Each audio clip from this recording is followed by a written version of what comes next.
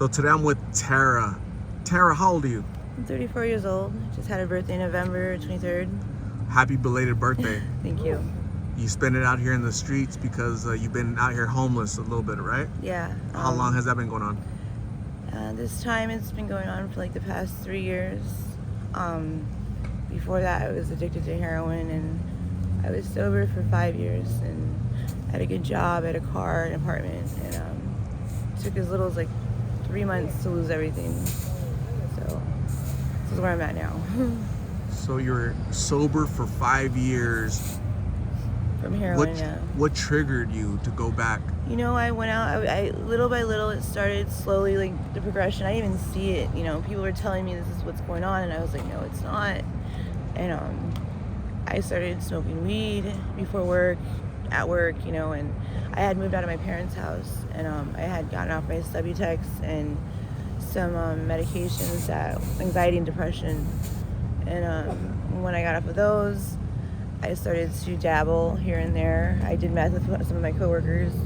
One night I didn't consider that getting, you know, high, because it wasn't my drug of choice really. And so when I did that, it like started. I was drinking a lot too.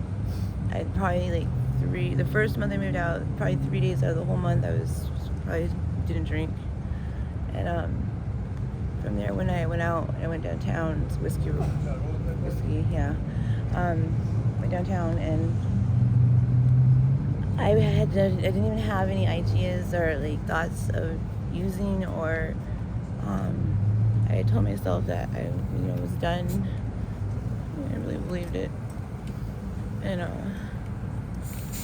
I found myself walking to one of my childhood friends' houses, and he's a well-known drug addict in that area. And so next thing I knew, I was there, and I was waiting for 9 o'clock to come around, and he was able to call his lady, and I OD'd like the first time I used it again.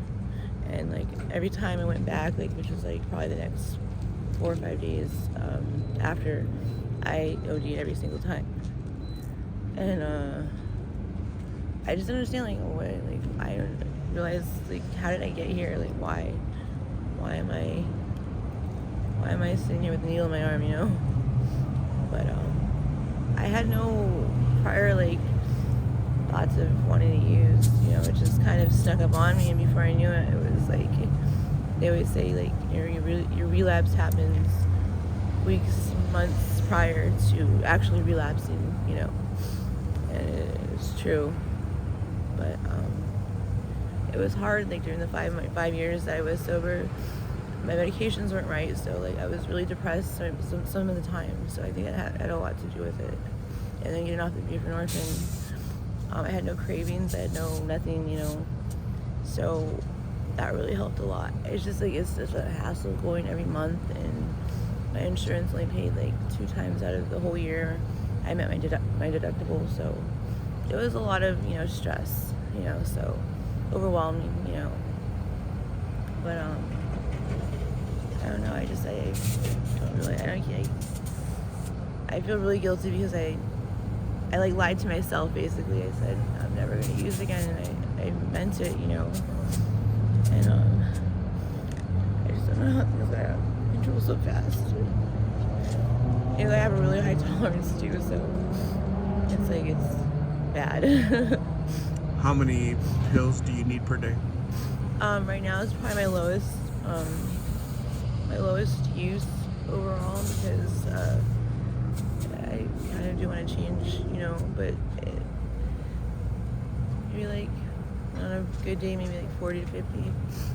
My highest, I was doing probably almost 100 pills a day, and it was just I went to detox 4 times, and it's the 4th day, I just can't. It's after I go to sleep and I go to the flailing and go through all that. It's the most horrific withdrawal I've ever been through. I never knew there was something worse out there besides heroin. But when I did the 4th day, it's just I can't. I'm up, and I'm so sore, and I'm just hurt. I'm walking around, I'm just kind of pacing, and I'm I don't know what to do.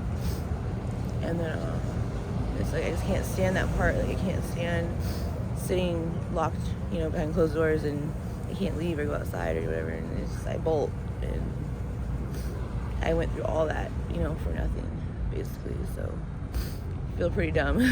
So Tara, since you know that you're able to beat your addiction because you beat it for 5 years, you're clean, do you see yourself beating it again one day?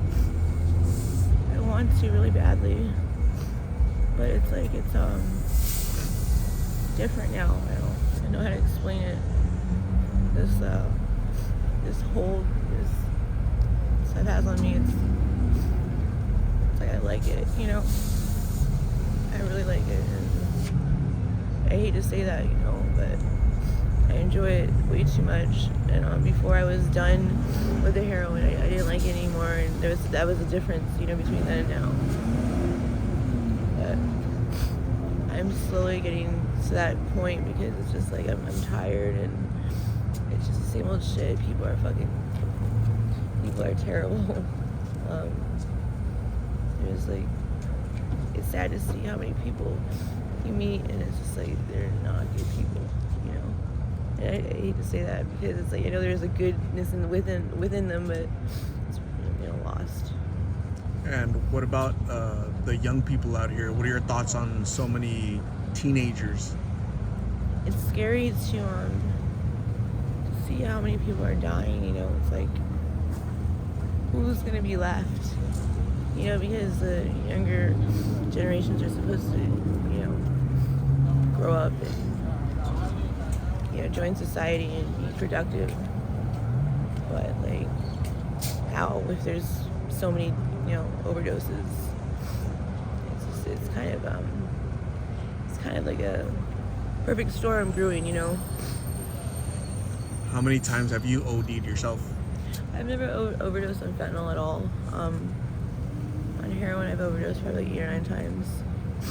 That was like through like a 4-year span, so not too much. No, I didn't add the. Probably 13 now. 13 times. Yeah, so it was 8 or 9 before, and then I didn't add the new quota, so it was like 3 or 4 the last time the beginning of this whole run. What's the biggest difference between blues and H? Heroin's euphoric, and it's good to do it every once in a while, but fentanyl is like, it's a medicine, it's medically prescribed and procedures and whatnot, and it's like, I feel normal. With heroin, you're just kind of like out, you're slumped. With fentanyl, I can get up and I can do things, and I feel productive, but I know I'm not productive. That's the biggest mind, like, it messes with your head, like, oh, I'm okay, I'm up and I'm doing stuff, but there's no way, like, you're gonna be able to accomplish things, like a normal person would. So that's kind of the difference, Tara, do you have kids? I don't, fortunately. How does your family feel about you being out here? I haven't talked to my mom in like, I want to say like almost 2 months.